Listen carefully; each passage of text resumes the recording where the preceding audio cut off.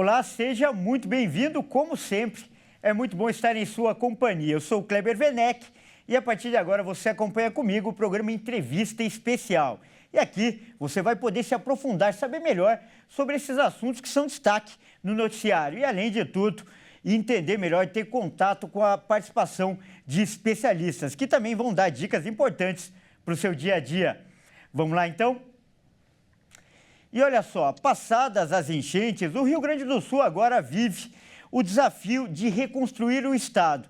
E um dos maiores problemas será evitar a proliferação de doenças. Por isso, entre tantos cuidados, será preciso ter atenção com o mofo, que se forma após as inundações e pode ser muito perigoso. Para falar mais sobre esse assunto, melhor dizendo, nós vamos conversar agora com uma especialista. A nossa convidada é a doutora Neuzair Viana, ela que é pesquisadora de saúde pública da Fundação Oswaldo Cruz. Olá, doutora, seja muito bem-vinda, grande prazer recebê-la aqui no nosso programa. Olá, Kleber, o prazer é meu. Muito obrigada por esse convite. O prazer é nosso. E olha só, doutora, eu proponho que a gente comece de uma forma didática. Todo mundo já ouviu falar em mofo, todo mundo já teve contato, mas nem todo mundo sabe de fato o que é. Então eu peço que você comece explicando tecnicamente como se forma e o que é o mofo. Essa é uma dúvida que muitos têm, muitos até confundem mofo, bolor e querem saber exatamente o que é cada estrutura dessa, mas na verdade a gente tem aí, né, a gente reconhece o fungo como uma estrutura microscópica, né, que vai dar a capacidade de crescimento desses filamentos multicelulares. O que a gente chama de bolor ou mofo é uma unidade, né, dessa estrutura do fungo que podem se formar e é o que a gente enxerga a partir de por exemplo, quando a gente enxerga aquela superfície esverdeada, né, como se fosse uma poeira ali em cima. Então, aquilo é a formação de esporos. E esses esporos é que, na verdade, são as unidades de dispersão desses fungos. E é o que vai trazer os problemas para a saúde. Esses esporos, eles podem ser carreados, inclusive, pelo ar que a gente respira. É como você falou bem, a nossa impressão, a nossa ideia comum é ver aquela aparência que não é uma aparência agradável, não é uma aparência boa, principalmente nas casas.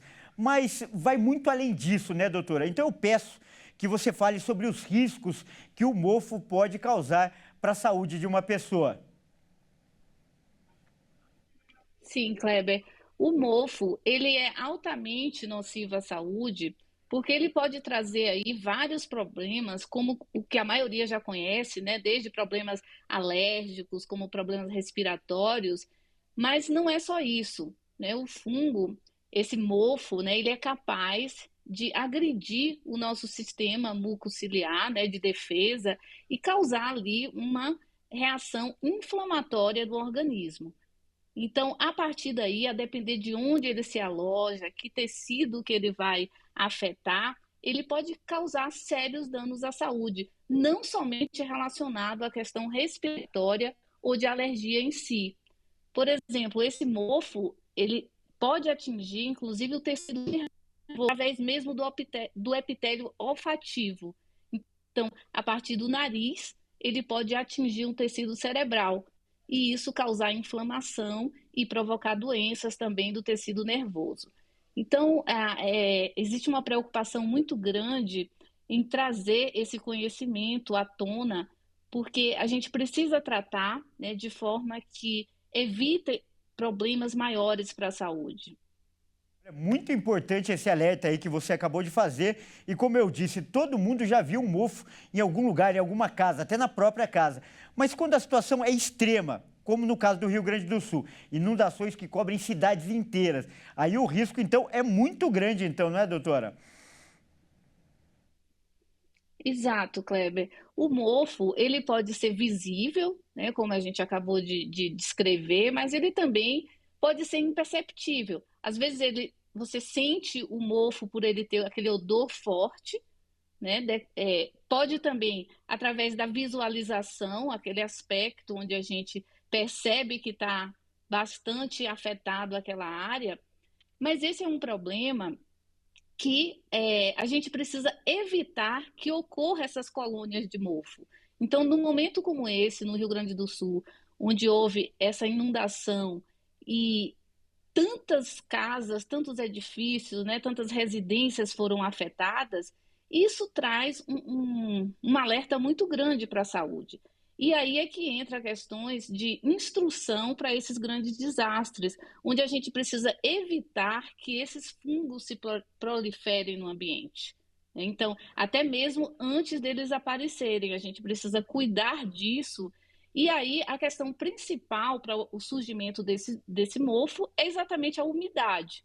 Então, durante uma inundação como essa, né, um desastre, a gente tem aí essa grande, esse grande alagamento, né, que traz inundação aí, trazendo essa umidade, que não é só uma umidade através daquela umidade, por exemplo, do ar, né, que já traz o aparecimento de fungos e mofos, mas é uma inundação que acaba danificando diversos componentes ali daquela residência, daquele escritório, não só relacionado às paredes, né, onde essas paredes vão estar mais úmidas, provavelmente, né, vai ocorrer infiltrações, que é a grande questão que a gente enxerga a partir do mofo é a infiltração. Mas não só isso, todos os objetos da residência, elas estão úmidos.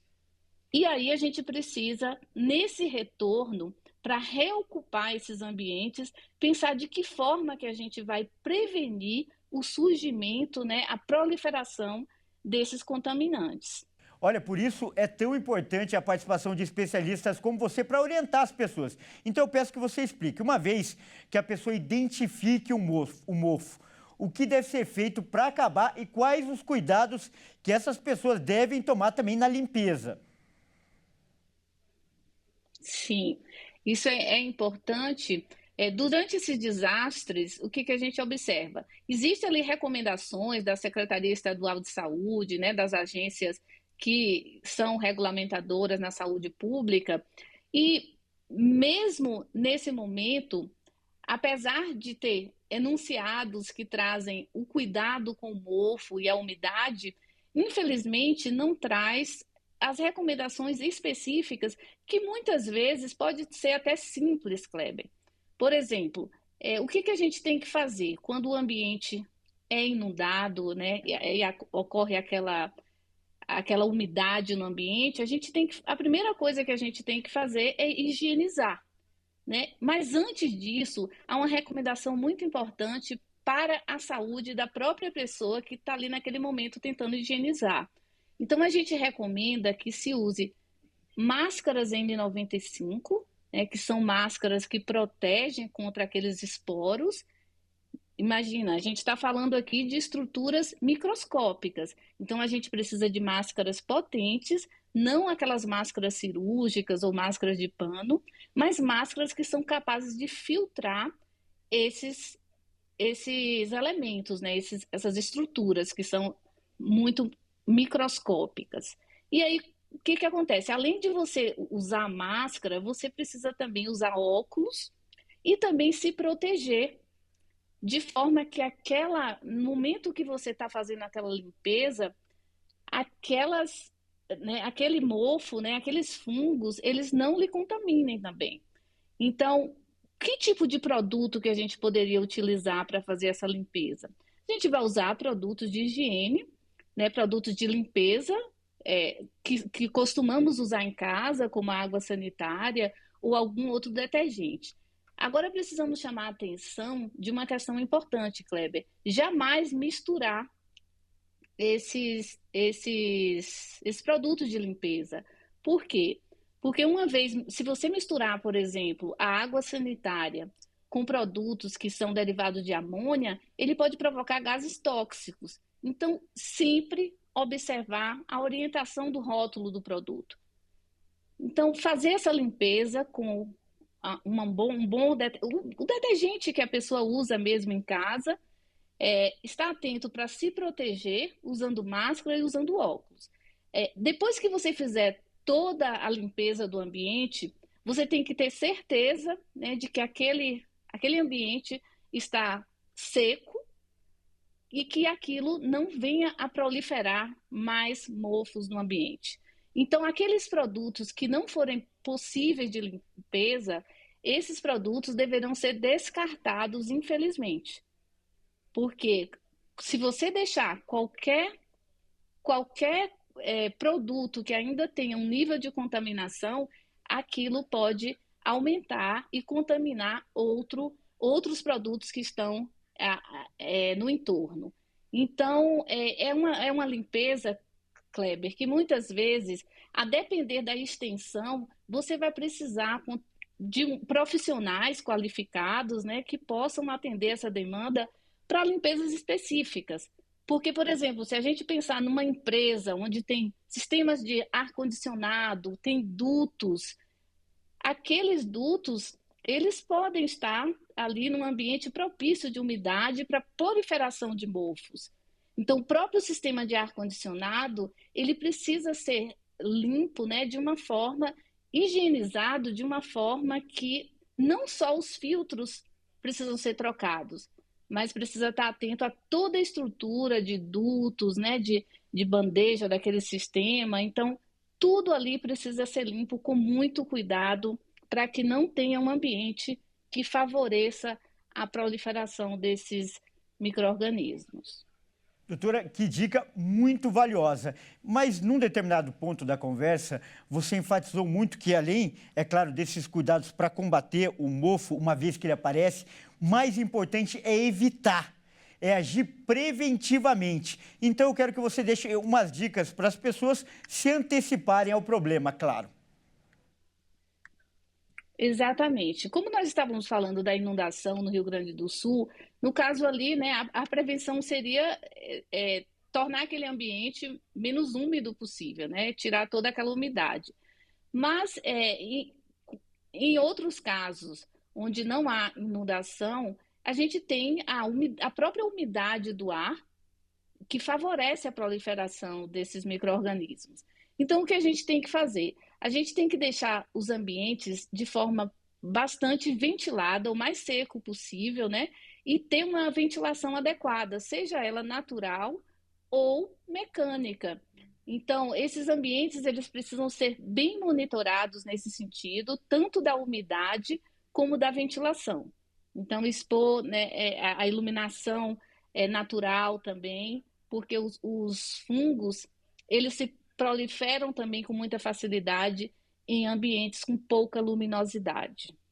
Olha, e apesar de ser um problema tão sério que oferece tantos riscos à saúde da pessoa, ainda é tratado de forma superficial. Por exemplo, até como jornalista, a gente vê pouco profissionais como você tão capacitados para falar desse assunto. Infelizmente, Kleber, essa é uma realidade.